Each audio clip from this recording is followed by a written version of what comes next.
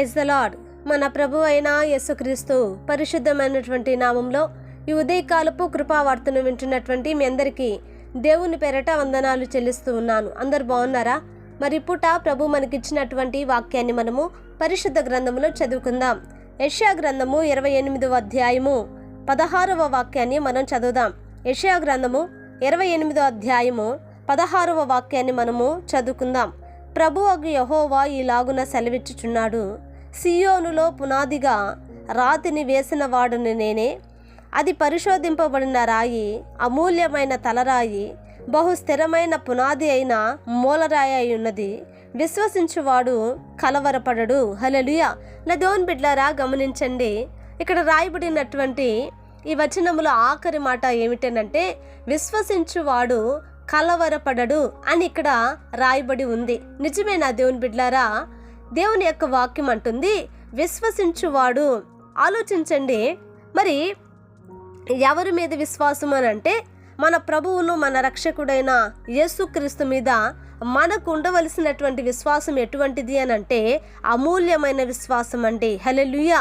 నా దేవుని బిడ్డలారా, మరి ఆయన సియోనులో పునాదిగా రాతిని వేసిన వాడట, అది పరిశోధింపబడిన రాయి, అమూల్యమైన తలరాయి, అది బహు స్థిరమైనటువంటి పునాది అయి మూలరాయిగా ఉన్నది అని దేవుని వాక్యము చెప్పకనే చెప్తూ ఉంది. ఎఫెసీయులకు రాసినటువంటి పత్రికలో రాయబడిన మాట ఏంటంటే, నా దేవుని బిడ్డలారా, సంఘమునకట ఆయన క్రీస్తు ముఖ్యమైన మూలరాయి అయి ఉండగా అని దేవుని వాక్యం సెలవిస్తూ ఉంది. ఆలోచించండి, ప్రభు మనకు ముఖ్యమైన మూలరాయి అట. అలాగే అపోస్తులు, ప్రవక్తలు వేయబడిన పునాది మీద మీరు కట్టబడుచున్నారు అని రాయబడి ఉంటారు.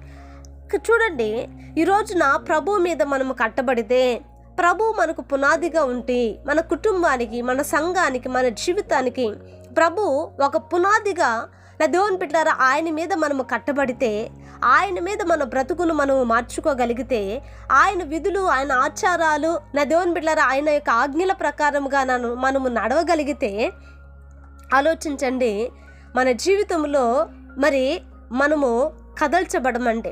ఈరోజు చాలామంది కూడా ఆత్మీయ జీవితంలో కదిలిపోతూ ఉన్నారు, ప్రార్థన జీవితంలో కదిలిపోతూ ఉన్నారు, తీర్మానాలలో, ప్రతిష్టతల్లో కదిలిపోతూ ఉన్నారు. కారణం ఏంటనంటే, నా దేవుని బిడ్డలారా, వారు ప్రభునందు విశ్వాసమును